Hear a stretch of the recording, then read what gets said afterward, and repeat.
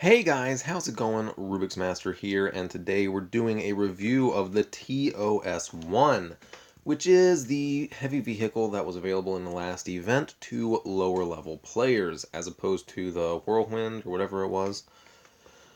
Anyway, this vehicle is very interesting. It is a first of a kind. It's like the developers said, you know what are three really good units? The M270, the Rocket Buggy, and the Abrams. Why don't we just take those three and just mush them together into one unit? And they got this. So, it, it's seriously comparable. Well, let's get the Rocket Buggy out of the way first. It's comparable to the Rocket Buggy in that it cannot shoot over walls. And it does not deal all its damage in one place. So if you take the M270 and the S13 as examples, when they shoot at a target, all their rockets hit that target.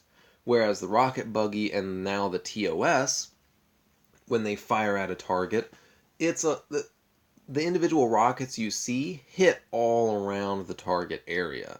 So it's not as precise. It's still going to kill the turrets just as quickly, but it may also deal additional damage around the turrets. It also makes it really good for taking out large groups of defending units, because you damage all units at the same time, especially infantry. Now, how this is comparable to an Abram is that it starts with 30,000 health. Now, a level 10 Abrams has 39,000 health. Let's see what the Rhino has, 21,000. So let's say you're at a level where you have level 5 Abrams, but you just got the TOS-1. You're probably going to want to use the TOS in place of any of your regular, in place of your heavy tanks. It has just as much armor, and it deals way more damage. Why not? Now, how this is comparable to the M270, it is a rocket pod heavy vehicle. However, like the M270 versus the Rocket Buggy and S13, instead of shooting all its rockets in one burst and then reloading them all, it shoots them, it shoots like 1, 2, 3, 4. The TOS does the exact same thing. One other unique thing about the TOS is, like Humvees and Abrams and Rhinos, it can shoot on the move. So when you look at the range of this bad boy, well, first off, its speed is 40, so it's 10 less than a regular heavy tank. So if you're trying to use this as your heavy tank force, it's not gonna move as fast. Also, the capacity used is 200 and max per squad is 3. So, while this does have as much health as a lower level Abram, it takes up twice the space. So theoretically, 2 Abrams would have, 78,000 health. So 78,000 health versus the 30,000 health of the same 200 capacity used. The DPS, however, of the TOS per space used still remains dominant. It's better than the Abrams. So let's take a look at the equipment really quickly. So you have the chassis, which of course does the things you would think it would. It unlocks more health, speed, and armor versus mine damage. If you're trying to use this thing as a main battle tank, upgrading the health would be advantageous. If you're trying to use it with other units, the speed is going to be really great, because you want all your units to be on a similar speed. Now, let's look at the launcher. There's lots of equipment for this thing, which I personally don't like, but whatever. Okay, so the salvo launcher itself increases rounds per minute, turret turn speed, and charge time. Honestly, I'm not 100% sure what charge time does, because at first I thought it was just a reload rate.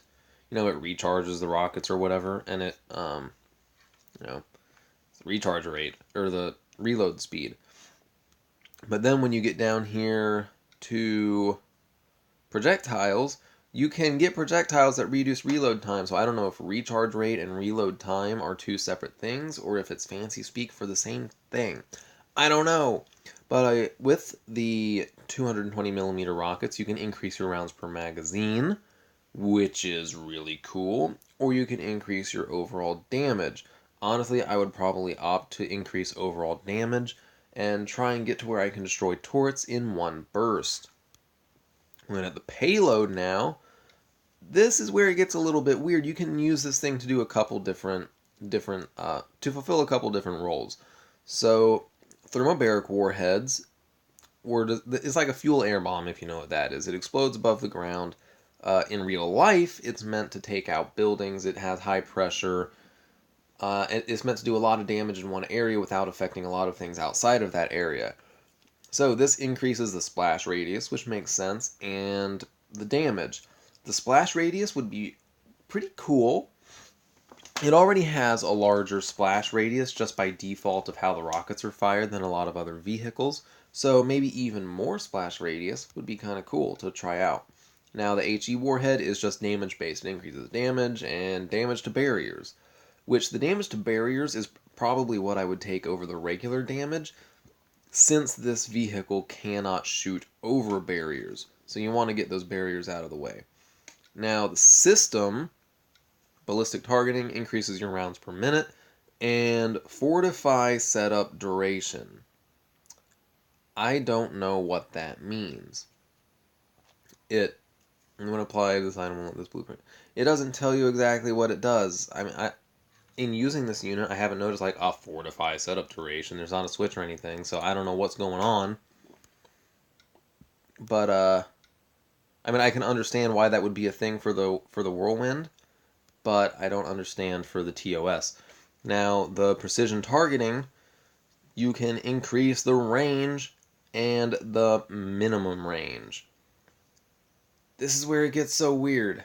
So weird. Because you don't have targeting, like the green circle that you use when you're looking at your defending structures, your defense turrets. You don't see those in your regular units. You can't see exactly what their maximum and minimum ranges are, but evidently the TOS has a minimum range, unless it's just a glitch and that equipment is supposed to be exclusive to the whirlwind, because it seems like that's what that equipment should be. Anyway, range is the last thing we have to talk about. 230. So if you look at that range versus an M270, it falls far short. 340. It's 100 less. But when you look at that versus a main battle tank of 185, it is a bit more than a main battle tank. So this is a very, very, very mid-ground unit. Now, let's go attack a base with it. Congratulations on finishing all of the campaign missions for Commander Seeking a Greater Challenge. You can replay the missions in Prestige mode with greater difficulty and greater rewards. Cool. Well, that's brand spanking new for me. I'll have to get on that. But let's find a match for right now. And all I'm going to do is I'm just going to attack and show you how it works against defending units and buildings, how it actually goes. I may not actually defeat the base I attack, but we're going to get some good testing in.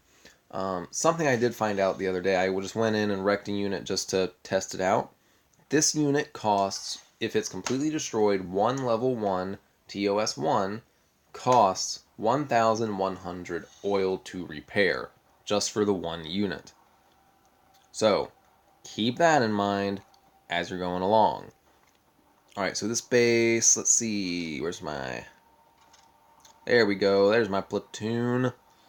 So we're actually, this is actually, yeah, pretty good. Let's get to taking this out. Let's, trying to figure out how I want to come at this. Let's come at it from over here.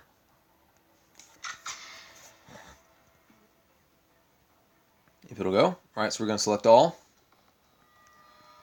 Off. Deploy. I'm going to see if I can't destroy that wall without attracting the attention of the machine gun turret. I can. So there you see how it shoots the rockets, and it kind of, the rockets kind of go all over the place. I've actually damaged the wall next to it, the war factory itself a little bit. So we're going to back up.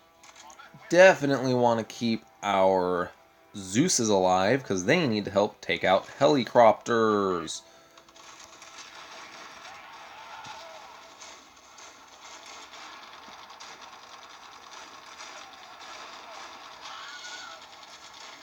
Alright, we're going to pull these Abrams back, even though those machine gun turrets basically do no damage. We do not want to have to deal with that. Oh, there's the M270s. Zeus's, what are you doing?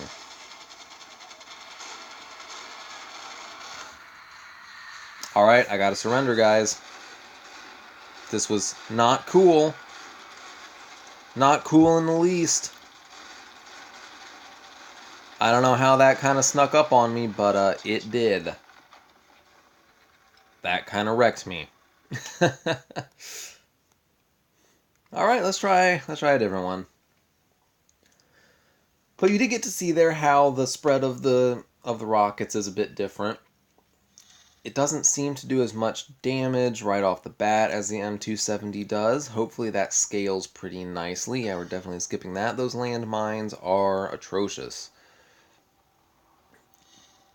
But I do kind of want y'all to see how it actually does in dealing damage versus several different kinds of units. Where's the war factory around here, guys? There it is. Got Humvees. Okay, so I can deal with this. Let's, ouch, 4,000 oil for nothing. That's cool, isn't it? Alright, so we're gonna attack. We're gonna select all. AI off. Oh no, didn't mean to deploy you all down there, but that's okay. And you can see, actually, while we're doing this, let's go ahead and do the speed test. So the Abrams are moving, and the TOS are moving. You can see how much faster the Abrams are. Alright, let's grab those bad boys before they get to us. We're going to go ahead and start hitting these mortarmen. Hopefully take them out before they can set up. Oh, they got off one shot. Ooh, did a little bit of damage. Okay, so why did my Abrams just start going after that building? That doesn't make any doggone sense. I don't understand.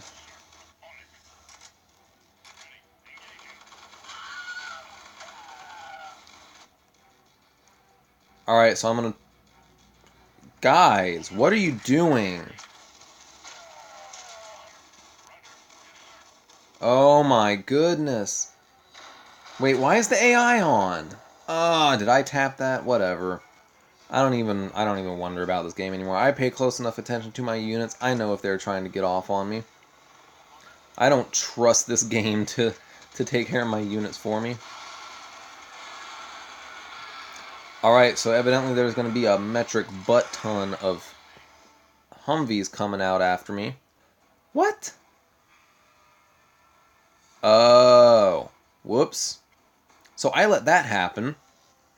I definitely let that happen, but hey, let's experiment with these TOSs a little bit like we're supposed to.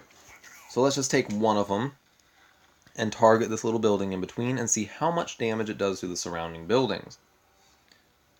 See, it takes a second before it actually stops, or after it stops, to actually target these other, to actually start shooting. So the damage of each individual rocket is decent. The issue here is, even though its damage is relatively good, its capacity is very restricting. So you're going to have a hard time bunching a bunch of these together and trying to just wreck a base that way. So here's what we're going to do here. We're going to stage our Abrams. We're going to select both of these bad boys, get them on the same page, and then we are going to target those Abrams. And we're going to see about the splash damage, how it does versus those Humvees.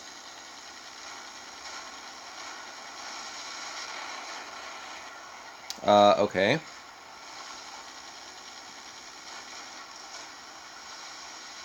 Oh, something I forgot to mention, these guys can only shoot in, like, not even 180 degrees. It's only like 50? It's not 45. I don't know, maybe it's closer to 70 or something. Yeah, so you can see there, versus troops like this, it's not actually doing a whole lot, and it's getting wasted pretty quickly by level 6 Abrams. No big deal. Let's just surrender. I got done what I needed to get done. But yeah, so you may have a hard time bunching enough of these together to do enough damage, especially against defensive units like Abrams that do have superior health per capacity. But that's about all of my synopsis of this. It's a very, very interesting unit, but it's not like it fits one role entirely. You're probably not going to be able to use it as a main battle tank unless you're relatively low level for having the unit. But you also can't really use it for DPS. So it's interesting. I like using it, and I'm going to love using it, finding out all it can do. But as of right now, it does the job of a main battle tank, an M270, and an S13/rocket buggy. But each of those units does their respective job way better for way less capacity used. So this unit is cool, but I kind of fear that in the long run it's going to kind of end up being overlooked for other things. But anyway, let me know what you guys think and what role you use it for in your platoons. And until then, y'all have an awesome day.